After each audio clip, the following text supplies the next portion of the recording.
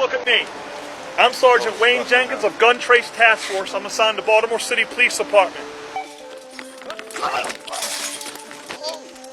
I don't care. This is on camera, dum-dum. Come on, let's get away from it because people are so ignorant. This morning, 7 Baltimore City police officers were arrested on federal racketeering charges.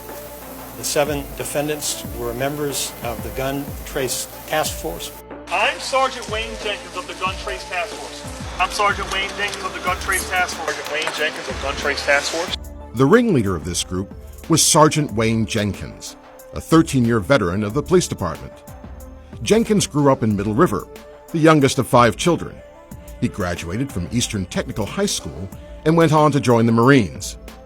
In 2003, he joined the Baltimore Police Department. His star quickly rose, bringing in such cases as the recovery of $1 million worth of cocaine. Supervisors raved about Jenkins. One lieutenant told internal investigators that she believed Jenkins was the best gun cop the department had ever seen. During the Freddie Gray uprising, Jenkins burnished his credentials by commandeering a state prison system van through a crowd to pick up injured officers at Mondawmin Mall to take them to the hospital.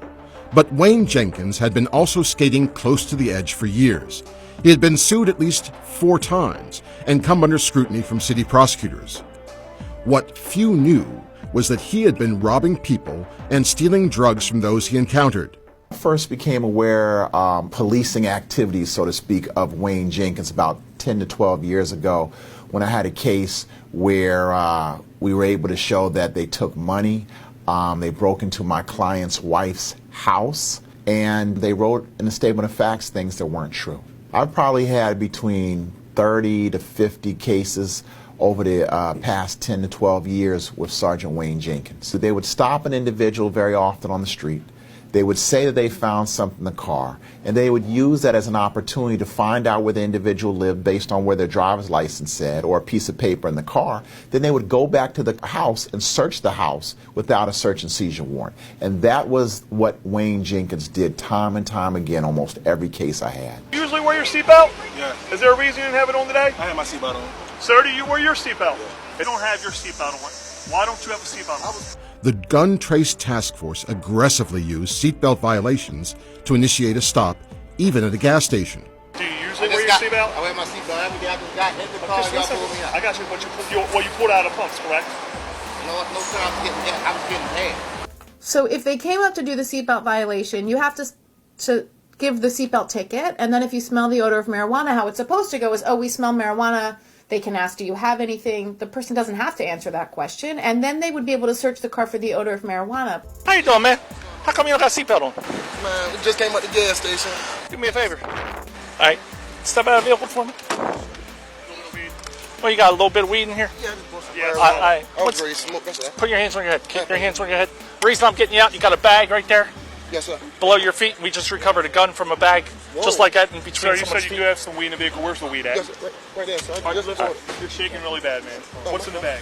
Nothing, sir. Nothing. Well, something's in the bag. No, there's nothing in the bag. I promise. And are you shaking because of the weed right here? Yeah, I just bought the weed up. Okay. All right. That's fine. That's fine. We ain't worried about no weed. At all? No. All right, appreciate that. But they're continuing to say we don't care about the marijuana, so they just want carte blanche to search the car, and that's not how it's supposed to work. You can't just say, I smell weed, but I don't care about weed. I see a black bag. An hour ago, I arrested somebody with a black bag. No, I mean, you can see on its face they're just stopping a car full of black people because they want to search it. One man, DeAndre Adams, recalled being stopped by the officers and speaking up about his rights. They walked up and they told me to get out my car. And I was like, why do I have to get out my car? So you didn't even ask me for license or registration. They said, well, I pulled you over for a seatbelt violation.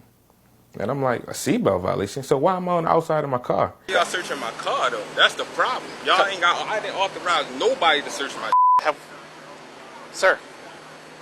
I know we're what not, you about we're not to say, arguing but with you you. said... We're not arguing it's with fine, you. it's fine. We're not arguing with you. Go ahead, do what y'all gotta do. All right. How you doing, sir? What's your name? I keep my eyes on my daughter, and can I see what they doing in my car? We got an eye on her. She's fine. I want to see what they doing in my car. I have the right to watch what they doing in my car. And I say, look, I know y'all playing stuff on people all day. I know my right is, if I didn't authorize you to search my car or go in my car, you don't have to. So the ones that they really stay away from is the ones that voice their opinion and know their rights. A lot of people don't, and a lot of people take pleas and that stuff because they don't believe that they can beat the system or they even have a chance because the system is so messed up and it's corrupt.